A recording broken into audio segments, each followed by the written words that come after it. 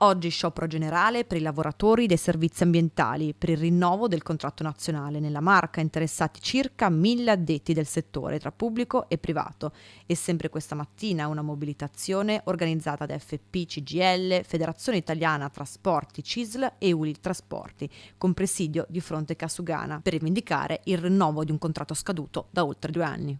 Con una serie di richieste che abbiamo fatto alle parti datoriali, dal ritiro del protocollo che ci hanno proposto sull'orario di lavoro ad aumenti retributivi che siano dignitosi, anche in virtù del fatto che sono lavoratori che hanno sempre lavorato anche in questa fase pandemica.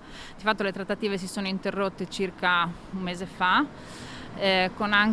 Abbiamo anche riprovato a rimetterci al tavolo per provare a fare una discussione, ma le aziende non vogliono sentire rispetto al ritiro appunto di questo protocollo. Una delle richieste importanti che vogliamo portare al tavolo della trattativa, che ora a quanto ci risulta non viene recepita dalle aziende, è proprio quella di catalogare questi lavoratori all'interno dei lavoratori usuranti.